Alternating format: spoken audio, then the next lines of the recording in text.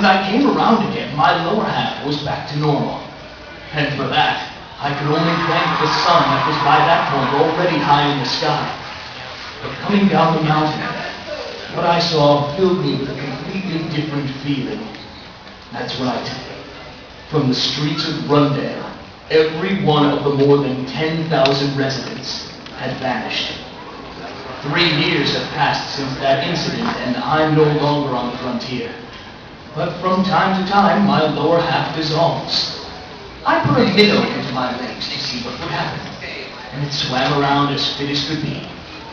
This strangeness didn't draw to a close until 2 years ago, when a certain port town hired a lone hunter. It took Dee half the day from his arrival on the ship to finally reach the bridge. The room was so vast as to beggar belief. Windows on all 4 walls showed nothing save the night sea, and in the darkness devoid of a single source of light, there stood a ship's vessel, a ship's wheel, a lone concession to tradition. Lawrence, Dee said. Though his voice was so low it sounded like no more than a mutter, the figure gripping the wheel slowly turned in his direction. Without even seeing the skipper's hat and electrically heated coat he wore, it was clear he was the captain. Yet he seemed young for that.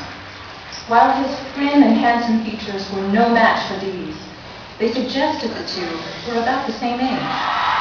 Long time no see, Dee. There wasn't a shade of malice in the grin that revealed his white teeth, even though those teeth were fangs. I never thought you'd have come from the sky. One of those round-trip flights between the capital and the frontier. That's right. It was rare for Dee to answer anyone's questions. But if he was an acquaintance of the captain, how old did that make Dee? Still, you've done well to make it this far. I watched you fighting on the monitors, and it was extraordinary. Unpolished, pseudo-nobility or not, there was nearly 10,000 of them to deal with. Who would have thought the man known as Dee would be so skilled? By my count, you took out a score with each stroke of your blade. 500 swings to dispatch the lot. Why didn't you help them? It wouldn't have done any good against you. Besides, I've grown somewhat bored. This has been a lengthy voyage. The youthful captain, Lawrence, pulled a well-worn pipe from his pocket and clenched it between his teeth. Taking one of the matches from the box he produced at the same time, he lit it in a manner that seemed at once both practiced and weary. Dee gazed at the cloud of purplish smoke the man exhaled. He looks just like a sea dog out of some painting. A voice belonging to neither Dee nor Lawrence spoke. Lawrence grinned again at that hoarse remark. You still have that thing hanging around? I'm surprised you two haven't grown tired of each other. Keep your nose out of that. The hoarse voice spat. Though angry, its tone wasn't spiteful. There's something that I'd like to ask you. He said, his deep dark eyes reflecting the captain and the sea full of noctiluca that stretched beyond the windows. What was this ship built for? There is but one great impulse that motivates all nobility. Lawrence said, a red glow in his eyes. Dee's form was stained with their light too. To drink human blood. But the nobility have an inherent fear of running water. This ship is a testing ground for overcoming that. For there is no kingdom of running water more vast than the sea. Nobles that could live underwater.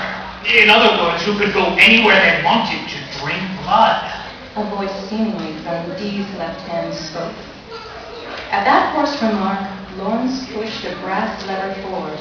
There was a faint steam whistle. Dee, you asked me long ago if the nobility felt the passage of time, didn't you?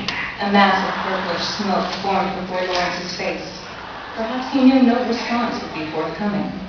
If you've been on this ship as long as I have, you'd understand.